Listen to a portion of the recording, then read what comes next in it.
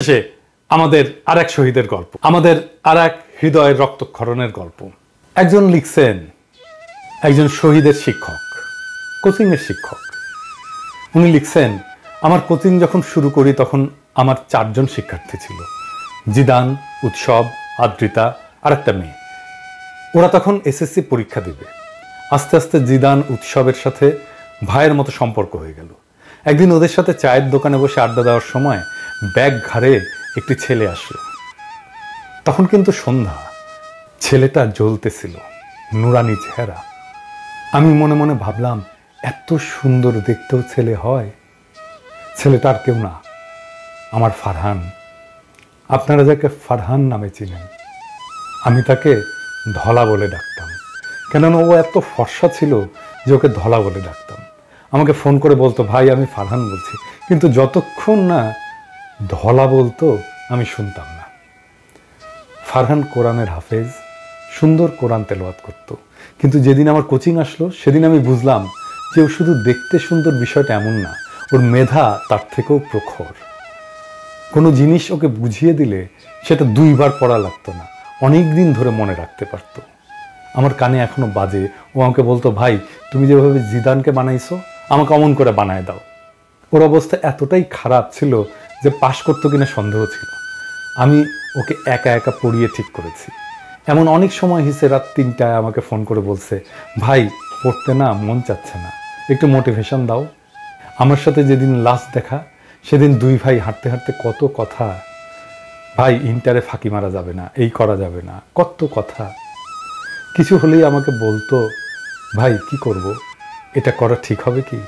কোনো মেয়ে ওকে প্রপোজ করে ভয়েস দিল, সেটা আমাকে পাঠায় বলতো, বলো ভাই কি করব। আমার পাগলটা। তারপর এসএসসি পরীক্ষা দিল। কেমিস্ট্রি পরীক্ষার আগের একদিন ছুটি ছিল। ওর যেহেতু অনেক গ্যাপ ছিল, ও ভয়তে একদিন গ্যাপে একটা লাইনও পড়ে নাই। এবার আসছে আমার কাছে পরীক্ষার আগের দিন। ওই দিন আমি এবং ফারহান, জিদান এদের নিয়ে রাত 11টা পর্যন্ত কোচিংয়ে পড়াইছি। এই দেখেন সেদিন রাতের ছবি।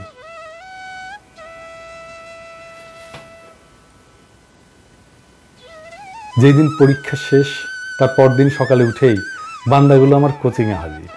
কারণ কি, তাদের টাকা দিতে হবে। ওই দিনের কথা তো আমি ভুলবই না।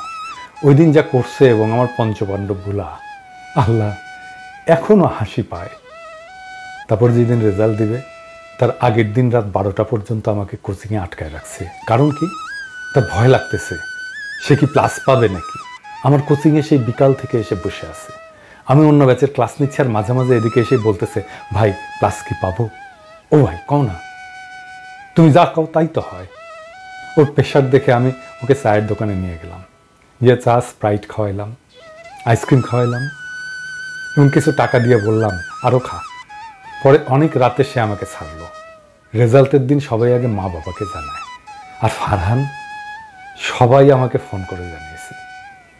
দুপুরে খুশির ঠেলায় আমাকে জড়ায় ধরে কি যে করলো আল্লাহ। তারপর বিকালে ওর খালাকে নিয়ে আসলো মিষ্টি খাওয়ানোর জন্য। ওই যে পাঞ্জাবি পরা ছবিটা ওই দিনের। এরপর শুরু হলো আসল যন্ত্রণা। ভাই আমার গ্যাপ পূরণ করে দাও, আমি এসএসসিতে যা করছি ইন্টারে তা করবো না। নটরডেমে পরীক্ষার জন্য কিছুটা প্রিপারেশন নিল, পরে আবার সেই রেসিডেন্সিয়ালে ভর্তি হলো। ফারহানের ইচ্ছা ছিল দেশের বাইরে চলে যাওয়া, কিন্তু আমি ওকে বলছিলাম যে অন্তত ইন্টার দিয়ে অ্যাডমিশন নিয়ে যেন বিদেশে যায়। ও আমার কথাই বলল, ঠিক আছে ভাই আমি অ্যাডমিশন দেবো বুয়েটের জন্য, কিন্তু চান্স পাইলেও কিন্তু বিদেশে যাব। আমি আমার এই পঞ্চপাণ্ডবকে বলছিলাম যে ওদের মধ্যে কেউ বুয়েটে চান্স পেলে আমার R15 বাইক তার। ফারহান আমাকে চ্যালেঞ্জ করছিল যে ও চান্স পেয়ে দেখাবে। আপনারা যে পোস্টটা ভাইরাল হতে দেখছেন যে ওর বইয়ের টেবিলে ফান্ডামেন্টাল ফিজিক্স ছিল, ওইটা ওই কারণেই। ওর জিদ অনেক ছিল, যা বলতো তাই করবে। ইন্টারে ক্লাসের সময় মনোযোগ দিয়ে ক্লাস করতো। ওর হাসি, আল্লাহ এত সুন্দর হাসি, আসলেই ভোলার মতো না। দিনের মধ্যে বাসায় থাকতো কম, আমার কোচিংয়ে এবং জুয়েলের চায়ের দোকান থাকতো বেশি। আমার কাছে 2 মাস পর পর ওর বাবা বাসা চেঞ্জ করে বেলি রোডে নিয়ে যায়। সেই বেলি রোড থেকেও আমার কাছে পড়তে আসতো 2 থেকে 3 ঘন্টা জ্যাম ঠেলে। আমি বলতাম এত কষ্ট করে কেন আসিস? ও বলতো, ভাই তোমাকে না দেখলে আমার ভালো লাগে না। হায় রে আমার ভাই, কি করে ভুলবো রে আমার ভাই। আমাকে বলতো, ভাই বেলি রোডে তুমি একটা শাখা দাও, আমি ছেলে পেলে ম্যানেজ করে দেবো। তাও সে আমার কাছে পড়বেই। ওরা আমার স্টুডেন্ট না, ওরা আমার ভাই। তারপর ওর কষ্ট দেখে আমি বললাম, সব বই শেষ কর, তারপর পরীক্ষার কিছুদিন আগে আসিস, আমি বায়োলজি ক্লিয়ার করে দেবো। শেষে 6 মাস মতো আমার কাছে পড়তে পারে নাই, কিন্তু সে আমাকে দেখতে মাঝে মাঝেই আসতোই। আমি যেই দিন পোস্ট দিলাম যে যারা আন্দোলনে অংশ নেবে তাদের জন্য বায়োলজি সিকার্সের পক্ষ থেকে সব কোর্স ফ্রি, সেখানে ফারহান আমাকে লিখছে, আগস্টে আসছে কিন্তু ভাই, ফিস কিন্তু মাফ।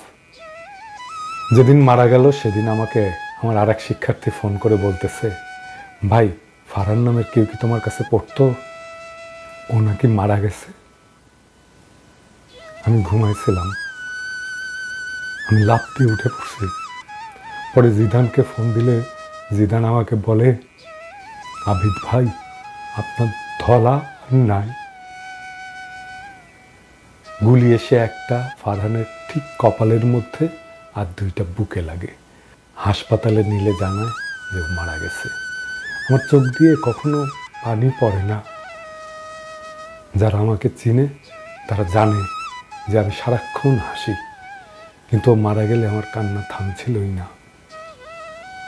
ওর লাশ যখন দেখি তখন ওর মুখে হাসি ছিল, হাসতেছিল আমার ভাই।